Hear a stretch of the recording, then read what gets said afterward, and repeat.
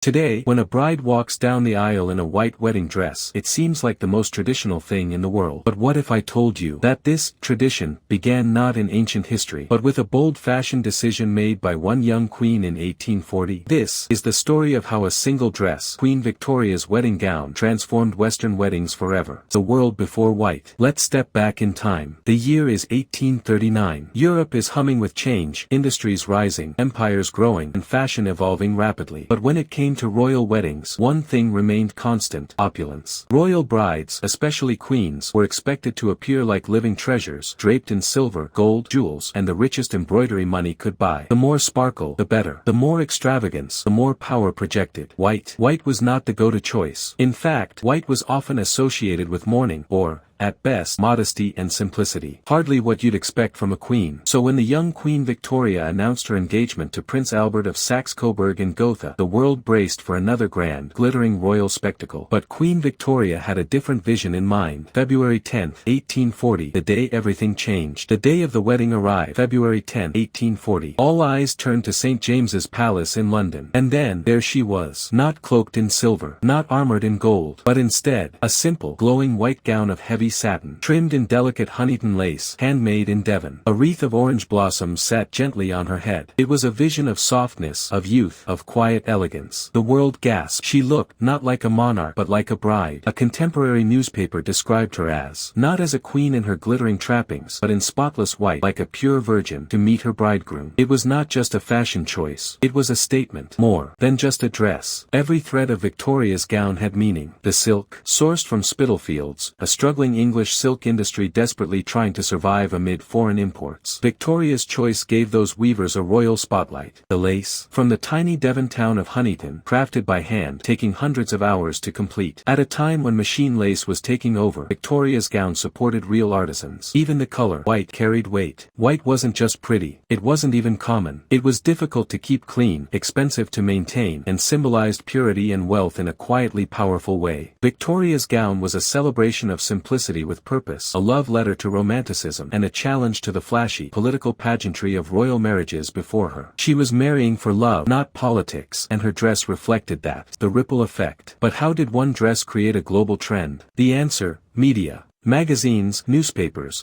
and illustrated journals of the day published sketches and descriptions of Victoria's dress. In an era before television or the internet, this was as viral as anything could get. Soon, brides across Britain wanted white gowns too, not because it was traditional, but because the Queen had worn it. It became a fashion aspiration, a symbol of modern, romantic love. And then it spread, across the oceans, across classes, across decades. By the time Victoria's own daughters married, white had become the wedding standard for upper-class women. By the early 20th century, it was commonplace. Today, we think of white wedding gowns as timeless, universal. But they're not. They're Victoria's legacy. Love, legacy, and lace. Let's not forget that this was, at its heart, a love story. Queen Victoria adored Prince Albert. She didn't just marry him for diplomacy, she married him for companionship, for intellectual equality, for romantic love. In her personal diary, she wrote about how nervous she was that day. She described him as, so handsome, so affectionate. And about the ceremony, she said simply, I never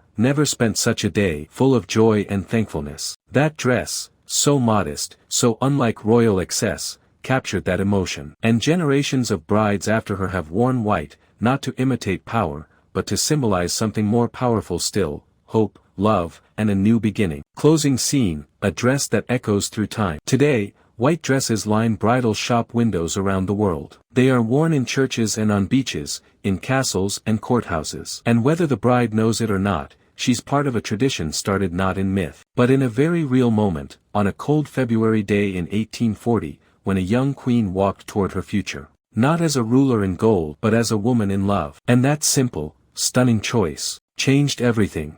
Music swells softly, fade to black, adding more depth, emotion, and cultural context around Queen Victoria's iconic fashion choice and its impact. The power of image in a changing world. As the 19th century unfolded, Queen Victoria's reign became symbolic not only for the British Empire's expansion, but also for its cultural influence. Her wedding portrait, featuring her in that now iconic white gown, was replicated endlessly.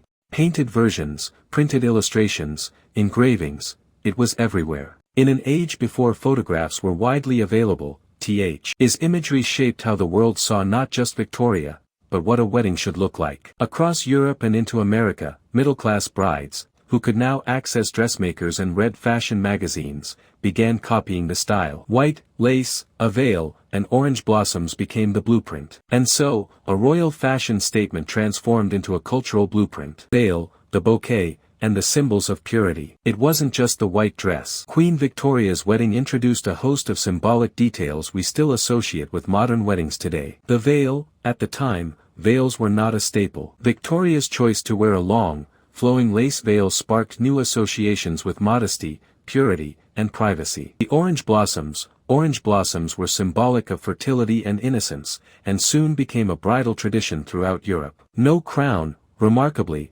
Victoria chose not to wear a crown at her own wedding. Instead, she wore a simple wreath, signaling that she was not arriving as a monarch, but as a bride. These elements reshaped what people thought weddings were supposed to look like, especially royal ones. A dress with political impact. But Victoria's dress wasn't just romantic, it was political. At a time when England's textile industry was struggling due to international competition, Victoria's decision to wear Spitalfields silk and Huntingdon lace was a calculated act of support for British artisans and workers. This wasn't just about love, it was economic nationalism sewn into fashion. Imagine being a weaver in Devon or a silk maker in London, and knowing the Queen had chosen your craft for her wedding. That pride rippled across the nation. Victoria's dress united love and labor, monarchy and merchant, empire and elegance. It was political without saying a single word. The eternal echo. Over 180 years later, we still feel the echo of that day. Every time a bride steps into a white dress, even unconsciously, she's channeling a legacy that began in 1840. When Meghan Markle walked down the aisle in a crisp white gown, when Princess Diana stunned the world in her silk taffeta masterpiece, when Grace Kelly's lace sleeves made history, they all owe something to Queen Victoria.